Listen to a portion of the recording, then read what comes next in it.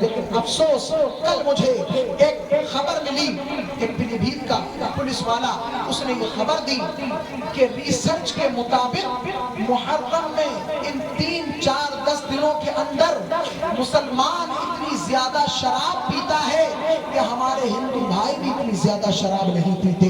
مجھے بتاؤ، جو شراب پیے گا وہ یزیدی ہوگا کہ نہیں ہوگا؟ جو زنا کرے گا وہ یزیدی ہوگا کہ نہیں ہوگا؟ جو جوا کھیلے گا وہ یزیدی ہوگا یا نہیں ہوگا؟ آپ کے باپ کی گھر میں میت ہو جائے تو آپ آنسو بہاتے ہو، اگر کوئی ڈھول باجے والا قریب سے بھی گزر جائے تو اس سے کہتے ہو جا کر میری ماں فوت ہو چکی ہے، تجھ کو شرم نہیں آتی؟ میرا باپ فوت ہو چکا ہے، لے جا اپنا ڈھول یہاں سے۔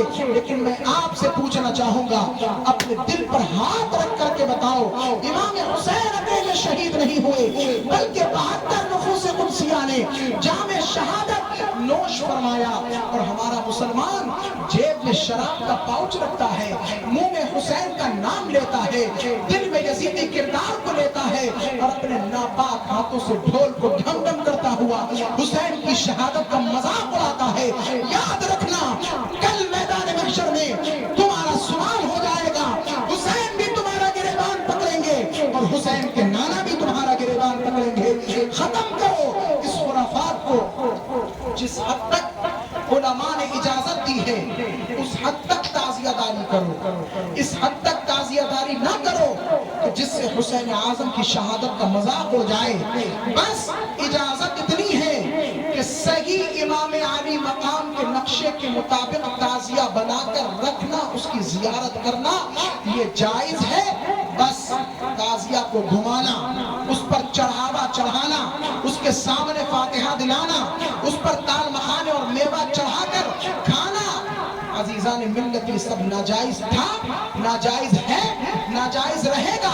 اگر آج کا کوئی نام نہاد ملا بھی تعزیہ اٹھا کر گلی گلی میں پھرے تو اس کے اٹھانے سے تعزیہ جائز نہیں ہو جائے گا، بلکہ تعزیہ اسی وقت تک جائز ہوگا جب تک امام عالی مقام کے طرز عمل پر تعزیہ بناؤ گے۔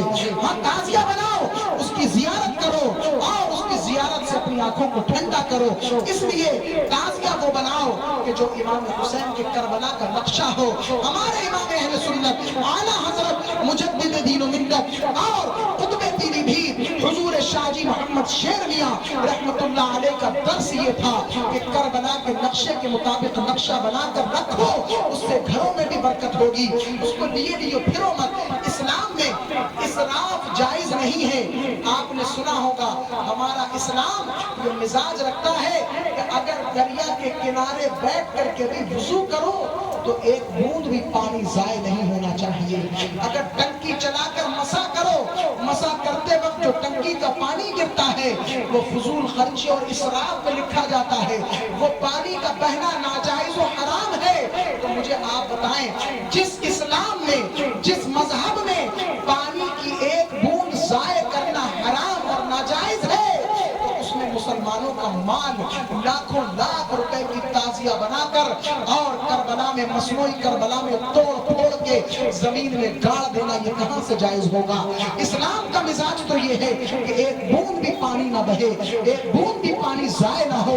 تو وہ اسلام تمہارا مال ضائع کرنے کی اجازت کیسے دے دے گا؟ تمہیں اگر پیسے لگانا ہے تو پیسوں کو امام باڑے کے بجائے اللہ کے گھر مسجد میں لگا دو۔ اگر تمہیں پیسے لگانا ہے تو اللہ کے لیے حسین اعظم کا لنگر بٹوا دو۔ اگر تم کو پیسے لگانا ہے تو حسین کے نام کی سبیل لگا دو۔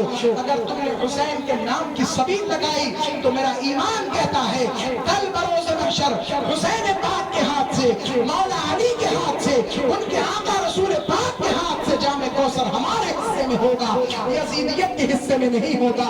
اللہ تبارک و تعالی کہنے سے زیادہ عمل کرنے کی توفیق عطا فرمائے۔